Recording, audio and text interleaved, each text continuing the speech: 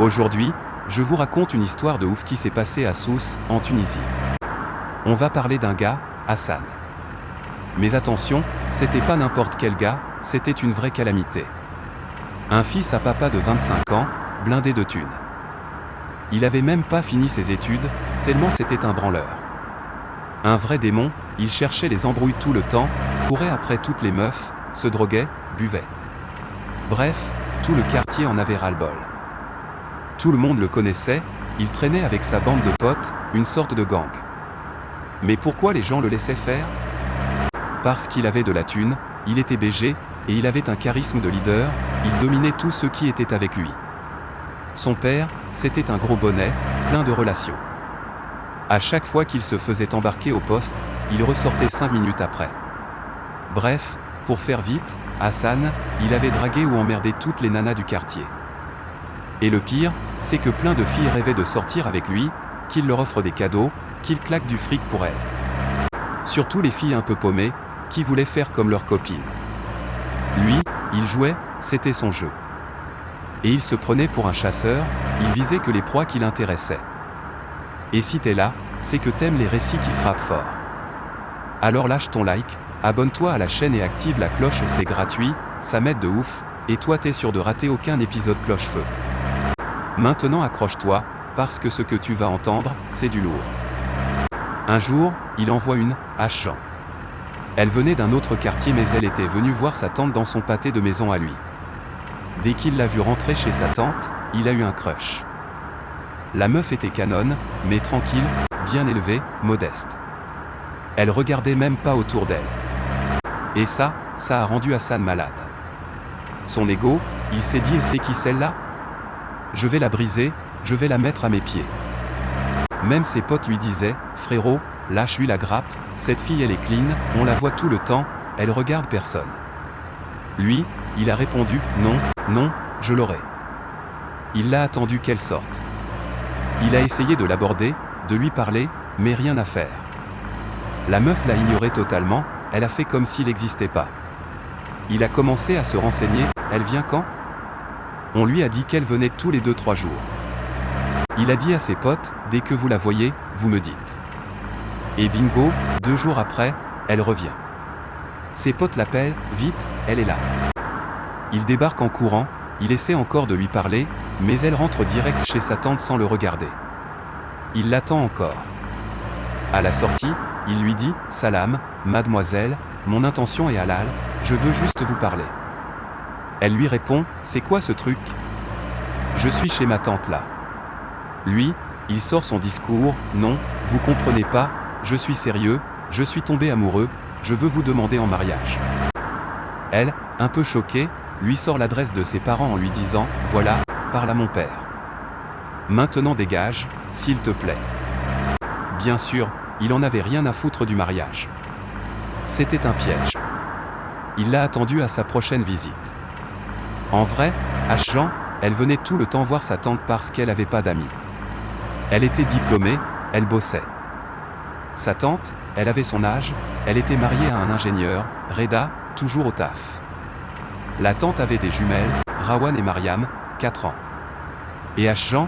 Elle kiffait trop ses gamines, elle passait son temps libre avec elle. 3e visite. Hassan la coince carrément. Tu bouges pas, tu m'écoutes. Elle dit ok.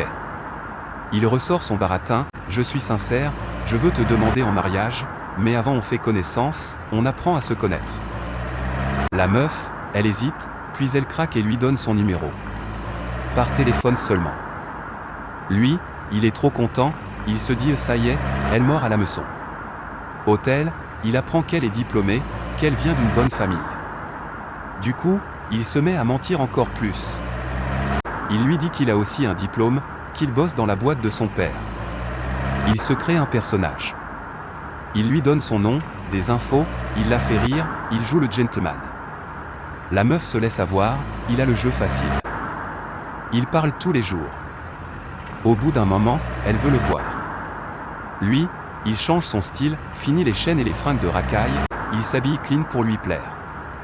Elle le voit à chaque fois qu'elle va chez sa tante. La tante, au début, elle sait rien. Mais elle remarque que Hassan traîne toujours devant chez elle quand Jean vient. Et elle voit sa nièce lui sourire. Elle la prend à part. T'es sérieuse là? Tu connais ce type? Jean avoue, oui, il veut m'épouser. La tante, elle pète un câble, mais t'es folle. Ce type c'est une fripouille. C'est Hassan, nom de famille. C'est un drogué, un alcoolique, un casse-couille. Il a couru après toutes les filles du quartier pour les plaquer après. Il a même pas de boulot, il vit sur le compte de son père. Il a un casier long comme le bras. Réveille-toi, il va t'utiliser et te jeter.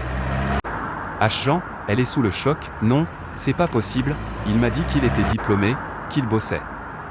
La tante lui dit, c'est que des mensonges. Fais gaffe. Sorti de chez sa tante, Jean est dévasté. Hassan l'appelle comme d'habitude. Là, elle lui balance tout. Écoute-moi bien, Hassan. T'es qu'un menteur. T'as même pas fini tes études, t'as pas de boulot. Tu vis chez tes parents. Moi, je sortirai jamais avec un gars comme ça. Et en plus t'es un chasseur, tu joues avec les filles. C'est fini. Approche plus jamais de moi, ou je dis tout à mon père et à mes frères. Ils te régleront ton compte. Et elle raccroche au nez. Hassan, il est hors de lui. Il sait direct que c'est la tante qui a tout balancé. Il est humilié, fou de rage. Il veut se venger. Venger son ego. Et là, le truc le plus glauque arrive. Il y avait une autre fille dans le quartier, Amira. 13 ans, presque 14. Une gamine. Pour elle, Hassan c'était le prince charmant, son crush ultime. Elle le voyait avec sa caisse, ses fringues, et elle rêvait qu'il la regarde. Lui, avant, il la remarquait à peine. Elle était pauvre, pas très jolie, trop jeune. Il se foutait d'elle. Mais là, dans sa rage, Hassan se souvient d'elle. Il la voit dans la rue et se met à lui sourire. La gamine, elle croit rêver. Hassan me sourit à moi. Il l'appelle, lui dit qu'elle est belle, tout ça. La gamine, elle perd complètement la tête. Elle rentre, se maquille, met une robe courte, et traîne tout le temps dans la rue pour le voir. Lui, il en profite. Il lui fait croire qu'il est amoureux. Au téléphone, il lui promet qu'ils se marieront quand elle aura 15 ans. Il lui offre des cadeaux. La gamine y croit à 100%. Elle ne pense plus qu'à ça, jour et nuit. Pendant 1 à 2 semaines, il la berce de mensonges. Puis un jour, il teste le terrain. Amira, si je te demandais un service, tu refuserais? Elle répond, je donnerais ma vie pour toi. Il dit, j'ai un problème. Une meuf m'a fait du mal, elle a sali ma réputation. J'arrive pas à passer à autre chose. Il faut que je me venge. Amira dit, dis-moi quoi faire, je ferai n'importe quoi. Il dit, c'est ta voisine, la mère des jumelles Rawan et Mariam. Je veux me venger d'elle. Amira demande pourquoi. Il sort, tu laisserais quelqu'un salir ton futur mari? Elle dit non. Il dit, elle a dit du mal de moi. Je veux lui faire payer. Il devient hyper précis, est-ce que tu connais ces filles, les jumelles? Amira dit que oui, qu'elle joue souvent avec sa petite sœur. Il dit, parfait. Je veux que tu m'aides. Je veux que tu kidnappes une des deux, Rawan ou Mariam. Amira, choquée, demande pourquoi. Il dit, attire-la chez toi quand il n'y a personne. Ensuite, tu m'appelles, je te dirai quoi faire. T'es partante? Amira, aveuglée, dit oui. Il lui promet le paradis, après ça, tu seras la fille la plus heureuse du monde, on se mariera. Elle dit, c'est d'accord. Et là, prépare-toi. Ce qui arrive est insoutenable. On est en Ramadan 2019. La mère des jumelles est à la maison. Mariam est malade, elle a de la fièvre, sa mère lui met des compresses. Pendant ce temps, Rawan pleure, je veux aller jouer dehors avec les autres enfants. Après l'iftar, tous les kids du quartier jouaient devant les portes. La mère dit non, elle peut pas surveiller Rawan, elle doit s'occuper de Mariam qui brûle de fièvre. Mais Rawan insiste, pleure. À bout, la mère craque, d'accord, mais tu restes devant la porte, tu vas pas dans la rue. Rawan dit oui et sort. La mère reste avec Mariam.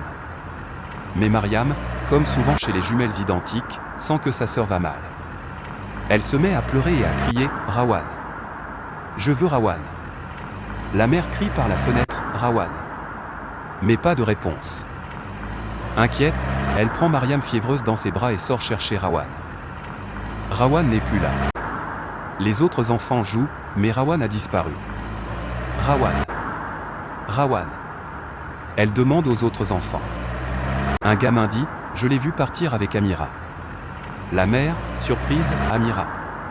C'est la voisine, la fille dont on parlait. Elle va frapper chez Amira. Amira ouvre. Amira, est-ce que Rawan est là? Amira fait semblant, non, je l'ai pas vu. Il y a personne ici à part ma petite sœur. La mère, paniquée, frappe chez tous les voisins. Personne. Elle appelle sa mère et sa sœur, la mère d'Ashjan, à la rescousse. Vite. Rawan a disparu et Mariam est malade. La grand-mère arrive. Elle réinterroge les enfants. Un confirme, oui, je les ai vus partir ensemble vers la maison d'Amira.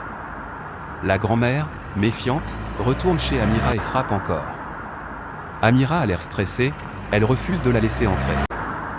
La vieille femme force le passage. Elle fouille partout. Elle trouve la petite sœur d'Amira. Les enfants, ça ment pas. Elle lui demande, où est Rawan? La petite, terrorisée, montre la chambre ou le placard. La grand-mère ouvre le placard. Et là, c'est l'horreur.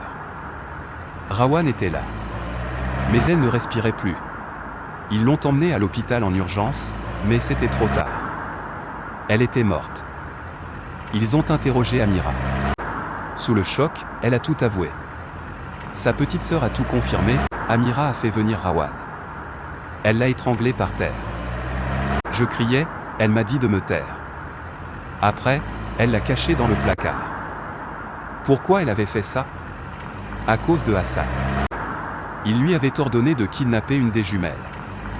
Il lui avait même donné le mode d'emploi, attire-la chez toi quand tes parents sont pas là. Étrangle-la. Cache le corps. Après, appelle-moi, je viens le faire disparaître. Et après, on sera ensemble pour toujours. Amira, manipulée, amoureuse, avait obéi.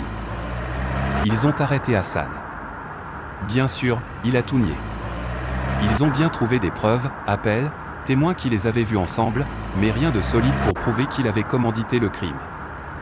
Il est resté 4 mois en garde à vue, puis il a été relâché. Il a juste admis la connaître et avoir fréquenté Ashjan. Amira, elle, a été envoyée en prison pour mineur. Elle y est probablement encore. Et voilà. C'est la fin de l'histoire. Une histoire vraie, triste et horrible. Une histoire d'ego, de manipulation et d'innocence brisée.